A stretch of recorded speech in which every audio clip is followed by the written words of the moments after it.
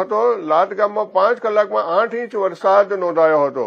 ભારે વરસાદને કારણે લાત ગામ પાણી ભરાઈ ગયું હતું। ઉપલેટાથી લાત ગામ સુધીના રોડ ઉપર પાણી ફરી વળ્યા હતા।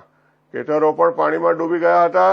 લાત ગામમાં રસ્તા પર પાણી ભરાવાને કારણે મુસાફરોને અનેક વાહનો પણ અટવાયા હતા।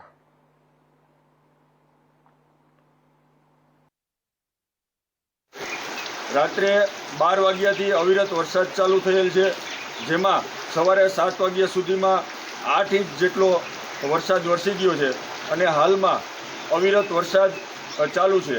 ગામની ફરતે જોઈએ તો જળબંબાકાર જેવી પરિસ્થિતિ સર્જાણી છે, તેમજ અમારા લાટ ગામે વાહન વ્યવહાર પણ બંધ છે, જેમાં અહીંયા જ વહેલી સવારથી લઈ વિદ્યાર્થીઓ તેમજ મુસાફરો લગભગ 30 થી 40 જેટલા લાટ ગામે રોકાયેલા છે, તેમજ એસટી બસ પણ રોકાયેલી છે, અન્ય પ્રાઇવેટ વાહનો પણ રોકાયેલા છે।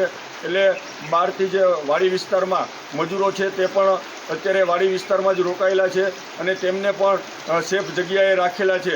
એટલે આવી રીતે જળબંબાકાર જેવી પરિસ્થિતિ છે, વાહન વ્યવહાર બંધ છે અને આ આવનારા સમયમાં પણ ઘણી વખત અમે સરકારશ્રીમાં રજૂઆતો કરેલી છે। એટલે જો આવી રીતે કોઈ વાહન વ્યવસ્થા ચાલુ થાય જલ્દીમાં જલ્દી, બસ એ જ અમારી માગણી છે। એ જ વસ્તુ તેમજ વાવણી લાયક વરસાદ પણ થયો છે તો ખેડૂમાં ખુશીનો માહોલ પણ જોવા મળે છે અને 8 થી 10 ઇંચ જેવો વરસાદ પડી ગયેલ છે। બસ એ જ વસ્તુ।